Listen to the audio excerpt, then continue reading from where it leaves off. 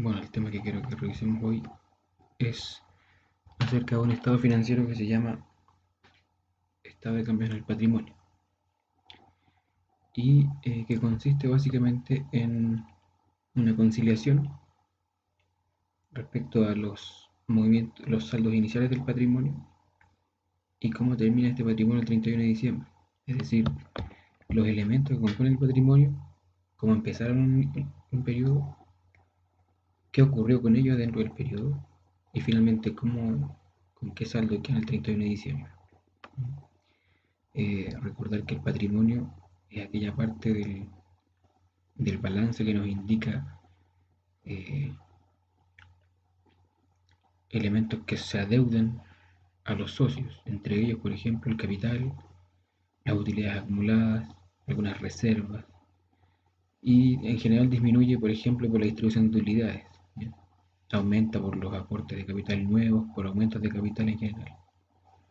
Así que lo que queremos encontrar en este estado financiero, que vamos a conocer ahora, es, por ejemplo, eh, si al momento de iniciar el año el patrimonio está compuesto por el capital y las utilidades acumuladas, entonces lo que queremos saber es qué ocurrió con estas dos partidas dentro del año para poder saber cómo se compone su saldo al final del año. Es un informe que en realidad tiene una forma de un cuadro que parte por los saldos iniciales y va mostrando entonces qué ocurrió con estas partidas, con estas cuentas, ¿cierto? Durante el periodo y termina entonces con una línea con los saldos finales del 31 de diciembre.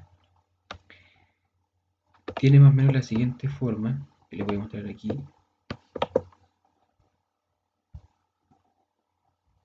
Este es un pequeño ejemplo de un estado de cambio del patrimonio. Entonces, si se fijan, tiene una primera línea para el saldo inicial, saldo del 1 de enero, en este caso la del año 2012, y en columnas los componentes del patrimonio, que podrían ser estos o podrían ser más, pero en este caso vamos a mostrar solamente estos tres: capital pagado, una prima de emisión y los resultados acumulados. Y la suma de ellos va a ser el total del patrimonio. Hay una sección especial dentro a continuación del saldo inicial, que lo que nos va a mostrar, o para lo que sirve, para lo que se ocupa en realidad, es para mostrar dos elementos bien específicos. Uno es algún ajuste que se haya hecho al saldo inicial, producto de algún cambio en alguna política contable. Y segundo, algún cambio, algún ajuste, ya sea incremento o disminución, por alguna corrección de algún error. Ambos elementos tienen que ver con cambios que afectan el saldo inicial. Eh, Les doy un ejemplo. Supongamos que la empresa tenía como política contable depreciar sus activos fijos eh, según el método lineal, pero por alguna normativa nueva, por ejemplo, o por alguna decisión de la empresa, esa política se cambió y se estableció un método nuevo o distinto para depreciar los activos. Entonces, ese cambio va a afectar el patrimonio en términos de que va a afectar el resultado acumulado. Eh, Va a cambiar la forma de depreciar y por lo tanto va a cambiar el monto de la depreciación. Y ese ajuste se hace en el patrimonio. Por ejemplo, ¿dónde se expresa ese ajuste o los efectos de ese ajuste? En esta sección, que es previa a empezar el informe, porque estos incrementos o disminuciones eh, se ponen por separado y luego se reexpresa el saldo inicial, es decir, se muestra un saldo reajustado o modificado. ¿Ya? Para efectos de este curso, en todo caso, no vamos a ocupar esta parte inicial, estos ajustes no los vamos a ocupar aún, dado que el contenido de esta norma no lo hemos visto aún. ¿Ya? Estos cambios en políticas y cambios en corrección de errores están normados en la NIC número 8. Y en este curso aún no hemos revisado esa norma contable, así que no lo vamos a aplicar. Lo dejo aquí expresado para que sepan y para que vean que eh, es parte del estado de cambio del patrimonio, pero por ahora no lo vamos a utilizar. Es decir, para todos los efectos no existirían ajustes al saldo inicial.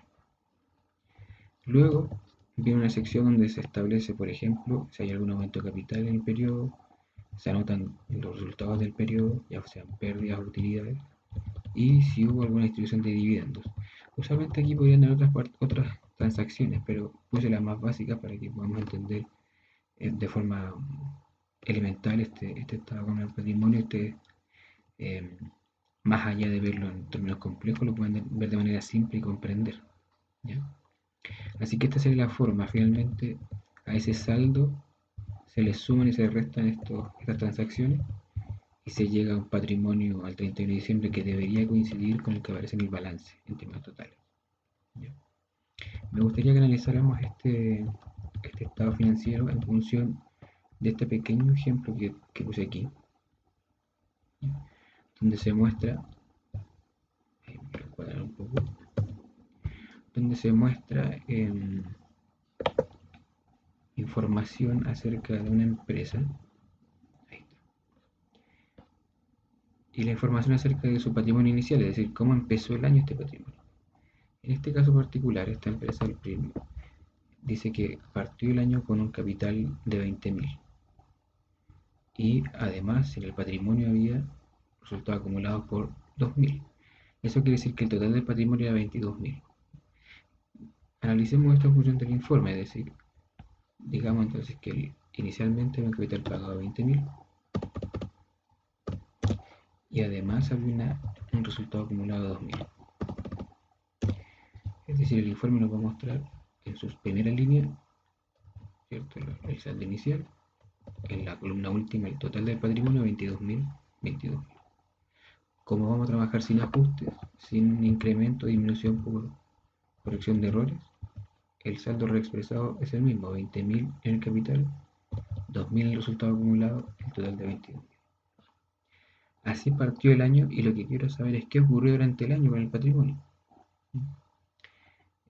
Y para eso tenemos la siguiente información. Primero, la empresa aumentó el capital.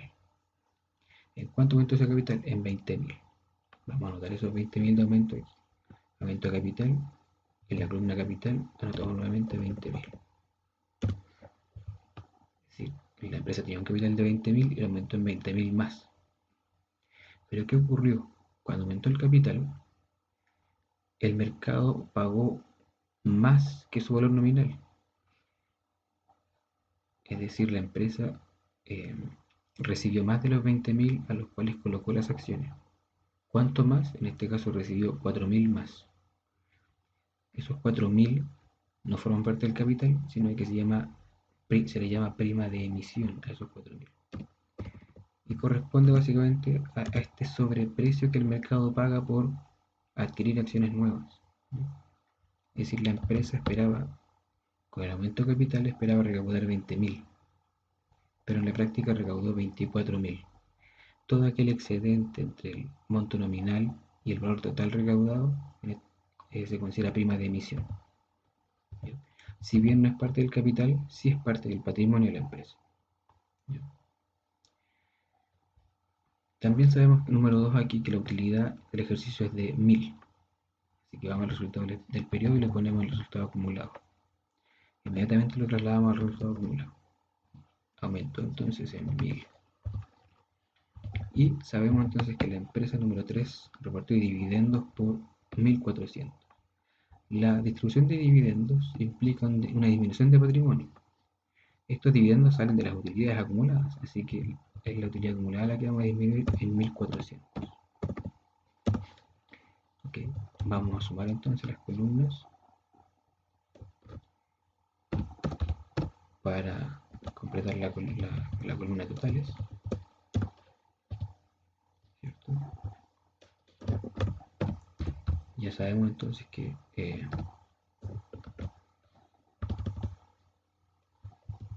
esta última columna expresa el total de las transacciones del periodo, ¿cierto?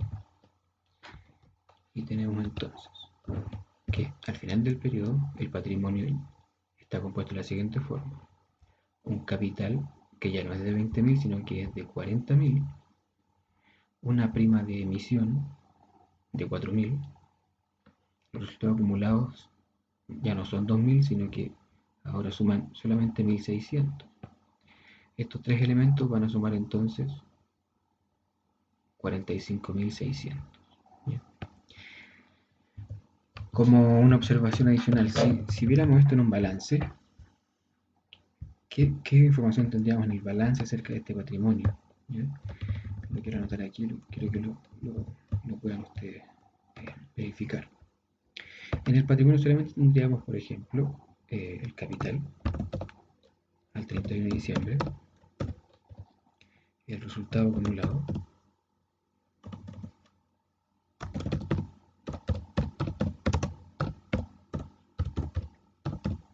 y esta prima de emisión que apareció ahí cuando se aumentó el capital. Y tendríamos un total aquí de total de patrimonio.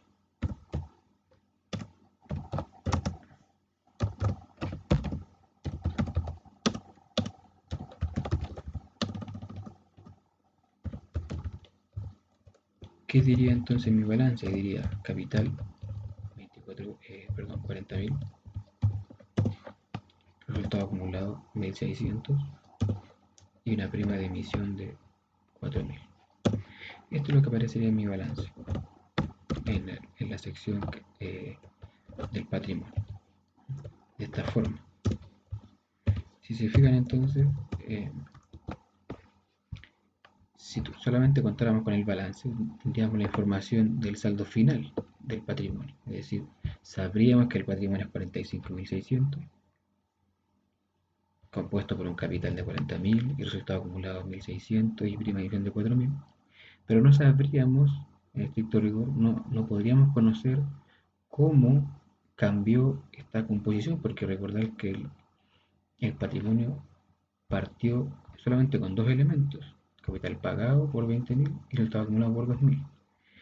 Es decir, sumaba 22.000 al inicio del periodo y terminó sumando al final del periodo 45.200.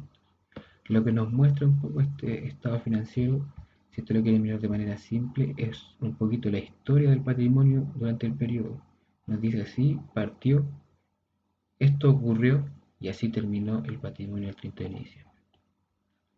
Eso, mira, un punto de vista muy simple, eh, siendo el principal objetivo es que usted comprenda el objetivo de este estado financiero y que también pueda confeccionarlo en términos bastante simples, ¿ya? Hasta aquí con el ejemplo y con la introducción a este tema.